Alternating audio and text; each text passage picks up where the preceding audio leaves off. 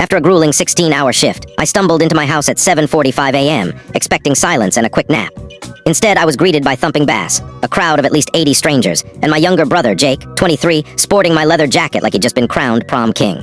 Surprise, my mom, Linda, bellowed, arms flung wide like she was directing a Broadway show. It's Jake's engagement bash. I'm Ethan, 28, a nurse who pulls night shifts at a hospital in Portland, Oregon.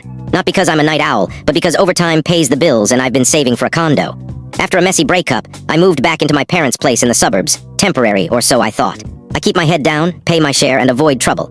Apparently that makes me a ghost in my own family.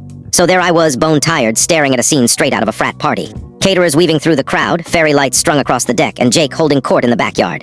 Then came the kicker. My dad, Greg, slaps Jake on the shoulder and dangles my car keys. My car, a 2021 Jeep I bought with my own money, fully paid off, registered in my name. Son, this is yours now, Dad says, grinning. We had a family vote. A vote. About my Jeep. The one I didn't take to work because Portland's winters are brutal and I'd been using the bus to save wear and tear. My plates, my title, my insurance. And now it's Jake's because they voted. The crowd whooped. Mom dabbed at her eyes. Someone yelled, "About time Ethan shared the wealth." I didn't lose it, didn't shout. I just nodded, flashed a tight smile, and slipped upstairs to my room. What's the point of arguing when the game's fixed? I shot a text to my coworker Marcus and crashed for a few hours. By sunrise, the driveway was empty and a letter sat on the kitchen counter. Nobody read it out loud, but judging by Mom's sharp gasps and Dad storming around, it hit hard. The letter was short, no fluff. I spent enough time charting patient notes to know how to be clear. Folded neatly, addressed to the voters, it read. Congrats on Jake's engagement. Since you held a family vote on property that's legally mine, I assume you've also voted to cover the following. The remaining 18 months of my car insurance, canceled as of 6 a.m. The registration renewal due in 3 weeks won't clear, as I've blocked the title transfer. And the fact that the Jeep's still in my name, so I'm liable for any issues. I've reported it as taken without my consent, not stolen yet. That's up to you. The jacket Jake was wearing, still mine, but he can keep it. I can prove ownership if I want, I don't. I've taken my Jeep, my laptop, my banking info, and my passport, everything else stays. Don't call me unless it's through a lawyer. I've made other plans, P.S. Voting doesn't apply to what I earned.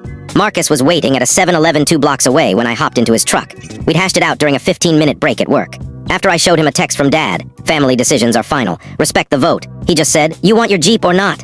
It took 20 minutes to grab my spare keys and paperwork, another 45 to pack my essentials. The house was dead quiet. Everyone passed out from the party.